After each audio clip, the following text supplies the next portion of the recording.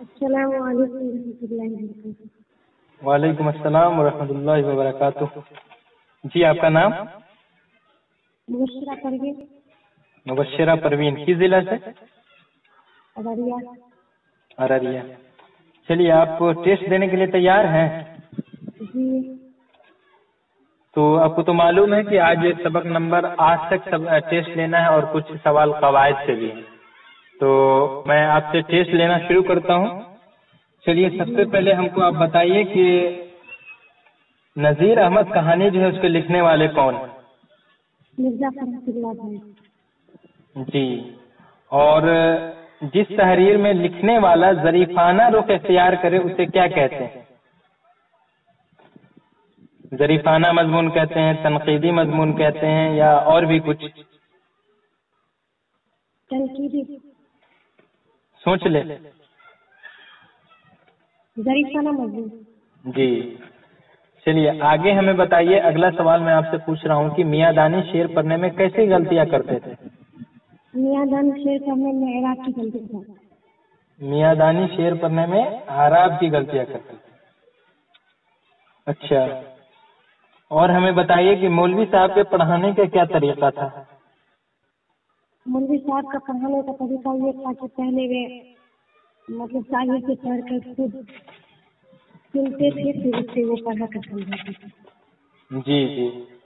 اچھا، آگ، ہوا، پانی اور خاک میں سب سے کمتر کس کو سمجھا جاتا ہے؟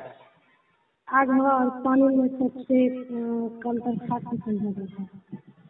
جی، میں مٹی کا نام بھی لیا تھا، چلیے وہی خاک ہے۔ اچھا، مٹی کا تیل تمام تیلوں سے کیوں بڑھ چڑھ کر ہے؟ کیونکہ اسی کے دم سے دنیا اجالا ہے۔ جی، یعنی افادیت اور ضرورت کے لحاظ سے۔ چلیے ٹھیک ہے، آگے بتائیے آپ ہمیں کہ سید سلیمان ندوی کی پیدائش کب ہوئی تھی، بتا سکتے ہیں آپ؟ 1883، 1884، 1885 یا پھر 1884؟ 1884۔ جی جی بالکل۔ اچھا، بھوک توڑنے کی اصطلاح کیا ہے؟ بھوک توڑنے کی اصطلاح ناشتہ ہے۔ ناشتہ ہے، جی۔ فطور کے معنی کیا ہے؟ فطور کے معنی بھی ناشتہ ہی ہے۔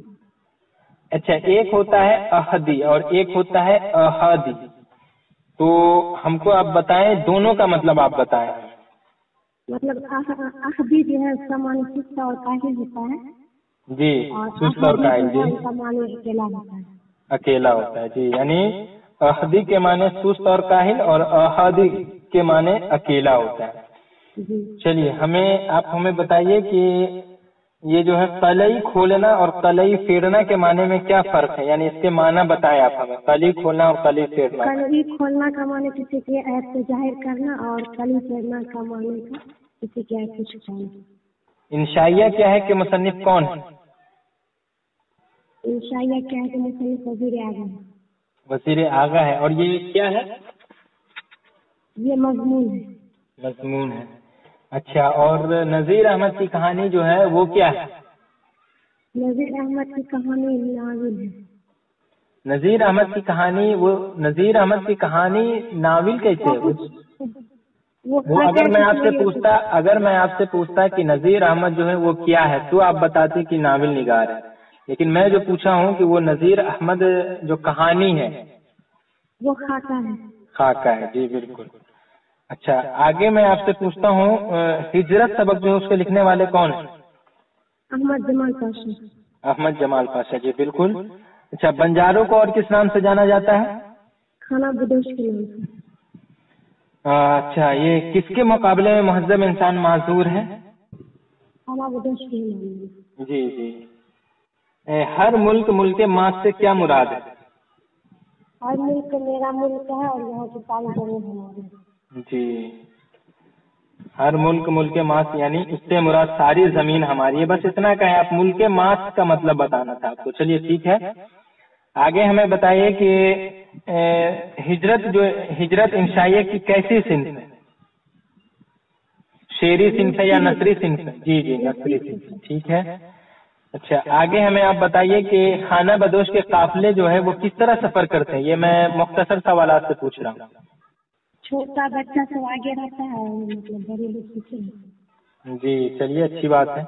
ये भी आप सही है बोले, लेकिन फिर भी 5 नंबर में ये पूछा जाएगा या 2, थोड़ा लंबा आपको बताना होता है। खैर आगे हमें बताइए कि बागो बहार जो है उसके मुसन्निफ कौन है? बागो बहार का मुसन्निफ मीर अमन देहलवी। मीर अमन देहलवी। अच्छा, बागो बहार कहाँ लिखी गई? फोर्ट विलियम कॉलेज में। फोर्ट विलियम कॉलेज में। किसकी ख्वाहिश पर मीर अमन ने बागो बहार जैसी किताब का तर्जुमा किया? John Gilchrist. अंधा फकीर का ताल्लुक किस मुल्क से था? मुल्क के सादिक। शहजादा ने अंधे फकीर को कितने अशरफियां दी?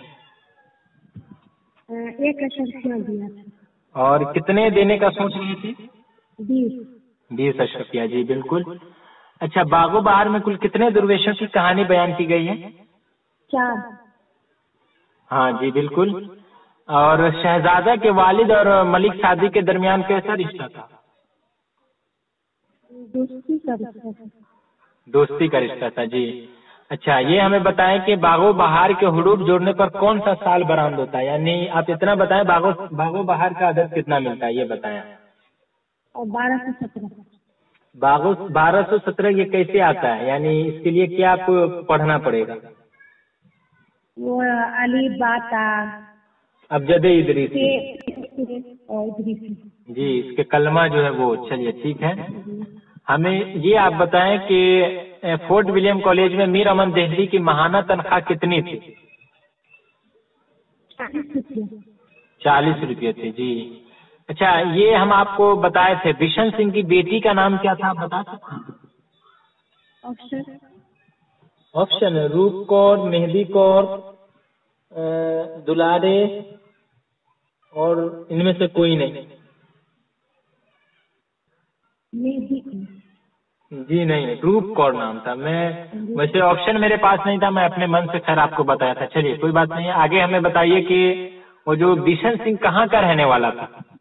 बिशन सिंह कहाँ का रहने वाला था? जी, उस जगह का नाम क्या था? टूबा टेक सिंह है ना? जी, वहीं का रहने वाला था। चलिए, बिशन सिंह से मिलने के लिए जो मुसलमान दोस्त आया था उसका क्या नाम था, आपको मालूम है? फजले दीन था। चलिए कोई बात नहीं है। अच्छा, ये हमें बताया कि बिशन सिंह जो है वो कितने सालों से पागल खाने में बंद था? 15 साल। जी जी। और टूबा टेक सिंह का असल नाम क्या था? बिशन सिंह। जी। पाकिस्तान के किस पागल खाने से हिंदू और सिख पागलों को हिंदुस्तान भेजा जाए? लाहौर पागल खाने। जी, लाहौर पागल खाने, बिल्कुल। अच्छा, ये हमें आप बताएं कि जिलानी बानो के एक अफसाने का नाम आप बता दें। अफसाना रात के मुसाफिर। रात के मुसाफिर। कैंसर का मर्ज किसके सारे बदन में फैल गया था? अम्मू के बदन में फैल गया था। अच्छा, उस पागल का नाम बताइए जिसने अपने मुतालिक मोहम्मद अली जिन्ना होने का ऐलान कर दिया था। मोहम्मद अली। मोहम्मद अली। जी। और हमें बताइए आपके ये टूबा टेक सिंह का असल नाम क्या था? टूबा टेक सिंह का असल नाम बशर सिंह। ख्वाजा भी कौन थी? ख्वाजा भी है, वो अम्मू की खादमा थी।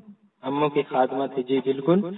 और हमें आप बताइए कि अफसाना प्रोमिस का मरकजी किरदार कौन है? मरकजी किरदार अम्मू का है।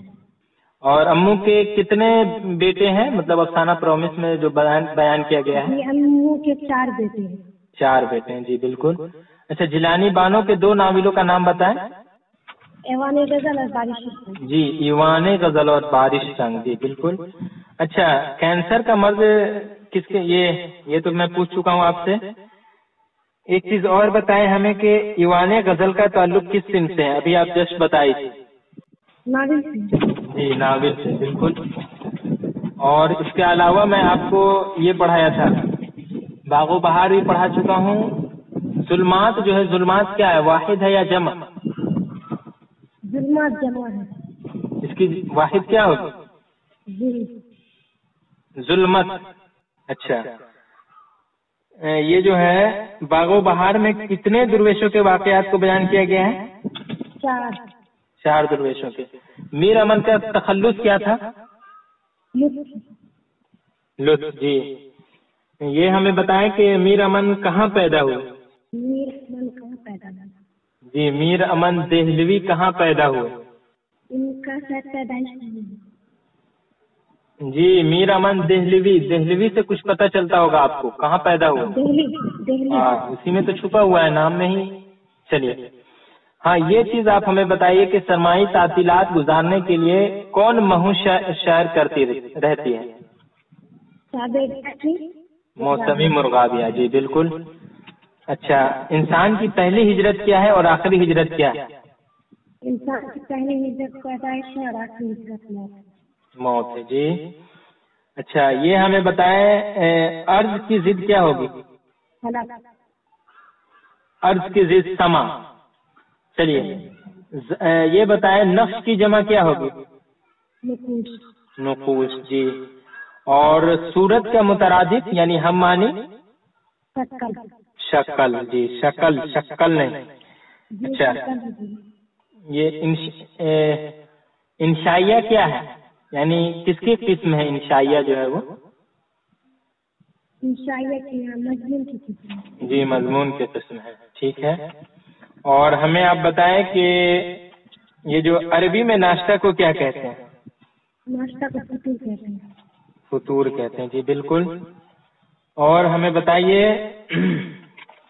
مٹی کا تیل دیکھ کر لوگ ناک بھونک کیوں چڑھاتے ہیں؟ مٹی کا تیل دیکھ کر لوگ ناک اس لیے چاہتے ہیں کہ بدبو کی وجہ سے، ان کی بدبو کی وجہ سے، یعنی مہک کی وجہ سے، جی بالکل۔ اور لاسٹ سوال آپ ہمیں بتائیں کہ مٹی کے ساتھ دنیا کیا سلوک کرتی ہے؟ وہ مخلوق کے پیروں کے نیچے رونڈی جاتی ہے۔ چلیے ماشاء اللہ آپ نے بہت اچھے سے تیاری کی تھی، میں کہہ سکتا ہوں، تبھی آپ نے اتنے سارے سوالوں کا جواب وہ بھی وائبا میں دیا ہے۔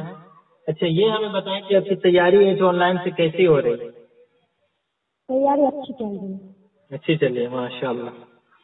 چلیے تو آج کے لیے آپ کو بس یہیں پر روکا جاتا ہے کیونکہ بہت سارے سوالات آپ سے پوچھ چکا ہوں۔